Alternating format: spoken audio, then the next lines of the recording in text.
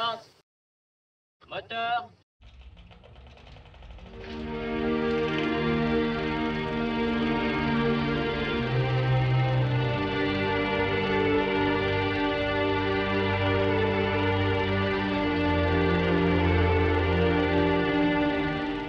Monica est un film suédois réalisé par Ingmar Bergman et sorti en Suède en 1953.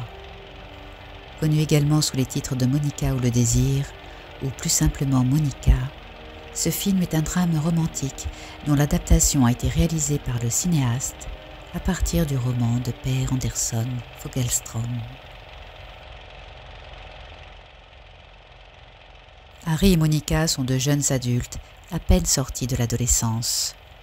Issus de milieux pauvres, ils occupent dans la ville de Stockholm un emploi d'ouvrier rébarbatif et peu rémunéré. À la sortie du travail, ils se rencontrent dans un bar. Ou plutôt, c'est Monica qui provoque la rencontre, cherchant auprès d'Harry un peu de réconfort et de joie de vivre. Ensemble, ils vont au cinéma voir Rêve de femme, film qui fait rêver Monica, car sa vie est morne et triste, en proie aux difficultés matérielles de son milieu familial et aux maltraitances psychiques et sexuelles de ses collègues de travail. Monica n'a qu'une idée en tête, fuir sa vie qu'elle déteste. Un soir où son père alcoolique la frappe violemment, Monica cherche à se réfugier chez Harry. Il lui propose de la cacher dans le petit bateau de loisirs qui appartient à son père. Il passe la nuit avec elle et le lendemain, il arrive en retard sur son lieu de travail. En butte aux remontrances de son patron, Harry décide de quitter sur le champ son travail.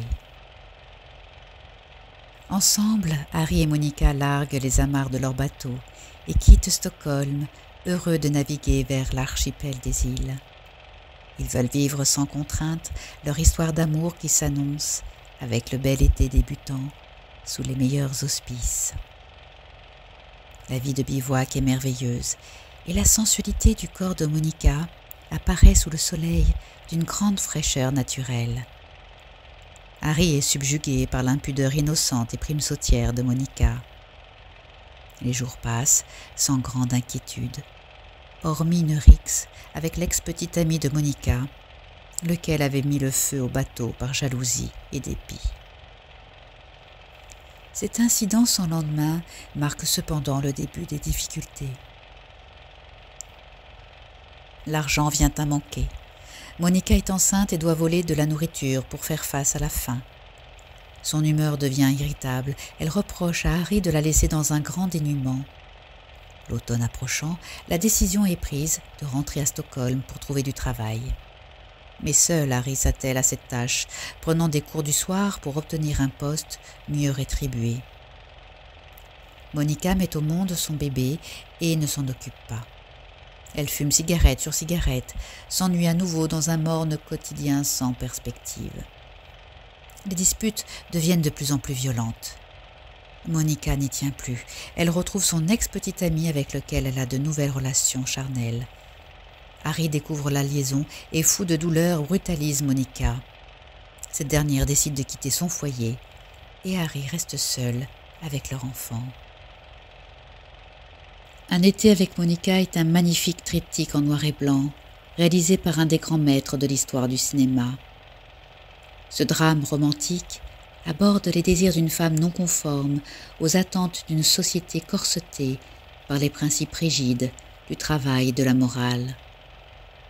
Ingmar Bergman, tombé sous le charme d'Harriet Andersson, filme le corps d'une jeune fille simple, d'un érotisme pudique, ajustant sa robe pour le simple plaisir de se sentir belle. Le réalisateur a su capter le langage du corps de Monica, découvrant le rapport amoureux au cours d'une escapade estivale où les jeux de la chair tendre sont prêts à éclore sous le soleil caressant. Les embruns de la mer dansant dans les cheveux de Monica enivrent Harry, joué par le jeune Lars Ekborg, heureux de partager ce huis clos hors du temps et des contingences matérielles. Mais Monica attend un enfant et ne peut plus échapper à la cruauté du manque. La dure réalité de l'existence s'empare du petit couple amoureux et chasse le sentiment de liberté. Monica refuse de s'occuper de leur enfant et se plaint de se sentir délaissée par Harry. Ses rêves de femme ne trouvent plus d'écho auprès de son homme. De trahir avec son ex-petite amie est le geste le plus grave et le plus libre qu'elle puisse commettre.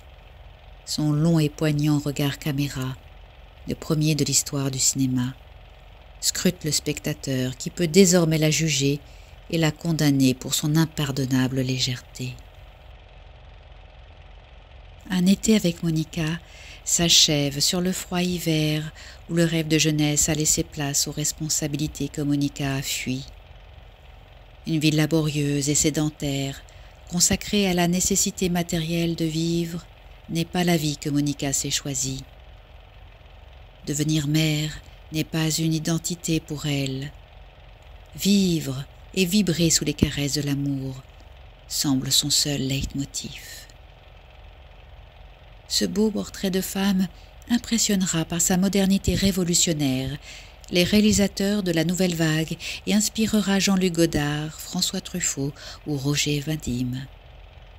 Ceux-ci créeront pour leurs actrices fétiches des rôles de femmes émancipées où la sensualité de la chair, libre et spontanée, l'emportera sur les préjugés moraux et les codes rigides du rapport amoureux, transformant profondément le regard sur la femme à l'aube de la Révolution de mai 68.